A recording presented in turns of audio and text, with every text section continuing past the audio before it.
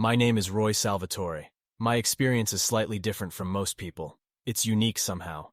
What you're about to read starts between lifetimes. I'm about to tell you my first encounter with the afterlife. Those clouds that are in heaven are not the kind you see on earth. Those white floating clouds seem to dance. I spent a lot of time staring at them. I remember some person asked me what I was looking at. I replied, "Those clouds over there." I can't remember what he said about them, but that's when I said to myself, "I've been here for 10 days." To which a voice replied back, "You will be here for another 10,000 years. There are some fragments I can't remember, so I'll skip to the part where I was in a giant building. It was massive inside, and it seemed to be made from pure gold. I saw hundreds of robed people talking with one another among golden beams of light.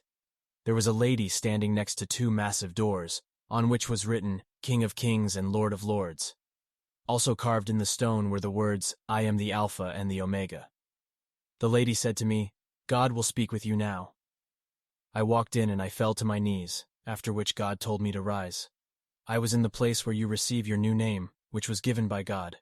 I will call you, but I can't remember it. It was a strange word. It sounded like it was from a different language. He also told me what it meant, but I can't recall that either. The more I looked at his face, the more it seemed to be concealed by the light. The light was just ordinary light, like the kind that comes in through your window. This is where the fragments of the memory I have seemed to begin. Soon I found myself surrounded by a group of people, and I heard a voice saying, "Once you go, there's no coming back to your previous life." I skipped toward the place saying, "I want to go," and then I heard a voice saying, "Please don't go." I do remember some of what happened next. I have some visual memories of my mother's womb and of my birth, about which I can remember everything. The nurse, the doctor pulling me out, what the doctor said, what the nurse said, what my mom said. Everything about what I remember is exactly the same as how my mother remembers it. It's hard to believe. I must have given an enhanced ability to remember my birth, and my first birthday as well. I could feel my heartbeat, and the coldness of the room. When babies cry, it's because the doctor pulls you out. There's a lot of pressure that your head is forced to undergo, and it makes you want to cry. I saw a few pens in his front pocket, and I remember the way my grandmother kept walking in and out of the room. The doctor kept telling her to leave the room, but she kept coming back. All of this was verified by my mother. I know exactly where I was moved to from the room I was born in too. It all fits what my mother claims. I have many more detailed memories, but I will skip to my second death, which seems slightly different from what most people report that their death experience is. I got into my mother's car, in the back seat. I didn't want to wear a seatbelt, but she insisted. She drove up the street and turned right. I suddenly started to cough, first like the cough of a cold, then it quickly got deeper. My mother turned to me and said, "Roy, are you all right?" I kept coughing, started hiccuping and then gasping for air. She kept repeating the same words. "Roy, babe, say something." I coughed one last time. First I leaned forward, and then I fell backwards. Like when you stand up too fast, you start to lose your eyesight. I stopped coughing, but still she kept saying the same thing. I told her I was fine now. I had the urge to hop out of the seatbelt, which I did, and the seatbelt went through me. I walked to the middle of the seat. The front passenger then turned around to try to wake me up. I didn't respond. I looked and saw a little kid, with his hair spiked up, the dark colors of his hair, his mouth open and his head tilted back. I said, "I'll wake him up, Mommy." But the passenger and I couldn't wake the boy. She wanted to check my pulse, but she couldn't reach me. She unbuckled her seatbelt and was able to feel my wrist. And she said, "There's no pulse." My mom replied, "What do you mean there's no pulse? Are you trying it in the right spot?" The passenger replied with panic in her voice, "I'm sure." She checked my throat and my heart, and then my breathing, and she could feel no breath. She said, "I think your son's dead." My mom told her not to talk like that. I looked at my hands. It looked like you could see through them a little bit, but not a lot. I swiped my hand through the passenger's elbow. She jerked her arm away and said, "It's really cold back there. That's really strange." Then I heard a voice that said, "It's time to go." I fell through the car floor and onto the street where Sonic was located to the left. At first, I felt worried that I was going to be left there, but then I was shot upwards at high speeds. I could see clouds upon more clouds. Within 10 seconds, I was viewing the Earth in all its massive glory.